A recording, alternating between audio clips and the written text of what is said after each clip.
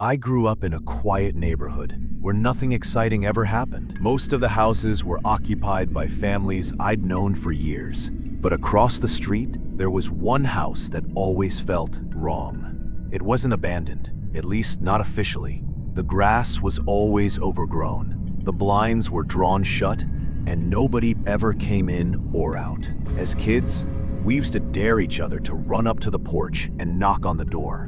But whenever we tried, the silence on the other side was suffocating. Like the house itself was holding its breath, waiting. I never thought much of it as an adult, until the night I saw someone standing at the window.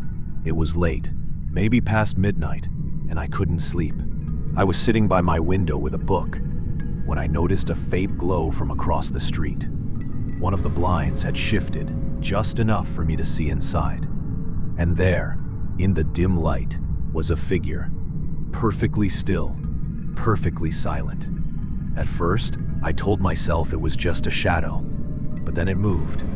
The head turned, ever so slightly, until I was sure whoever it was staring directly at me. I froze.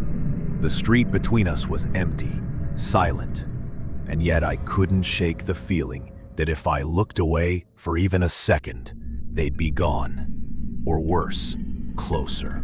The next morning, I convinced myself I had dreamed it. Sleep deprivation, imagination, whatever excuse made me feel better. But that night, the light came back on, and the same figure appeared, standing at the same window. I tested myself. I closed my curtains, but curiosity gnawed at me until I peeked through a crack. The figure had changed positions. It was closer to the glass this time, its pale face clearer. It was smiling. For the next week, it became routine. Every night the light would come on. Every night the figure stood at the window. Sometimes it was farther back, sometimes pressed right against the glass. Sometimes I could swear I saw its lips moving, though no sound carried across the street. I tried telling my parents, but they brushed it off as nightmares. My friends laughed, saying I was trying to spook them. But one evening, just before sunset, I noticed something different. The door to the house was open, only a few inches, just enough to be noticeable. I stared at it for what felt like an hour, but no one came in or out. By the time darkness fell, the door was shut again, and later that night, the light returned, with the figure once more at the window, watching. I finally called the police. I told them someone was living in that house, maybe squatting, maybe dangerous. 2 officers came by, checked the property, and then came to my door. "Nobody's in there," one of them said. "Place is empty.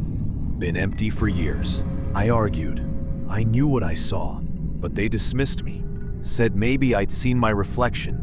Maybe headlights. Maybe just my imagination. That night, I sat in the dark, curtains drawn, determined not to look.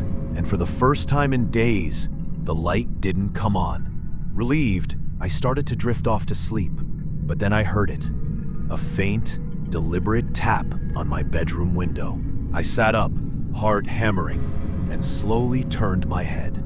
There, pressed against the glass from inside my room, was the same pale face from across the street. Its smile stretched wider than seemed possible. And this time, I heard it whisper, "I told you not to look away."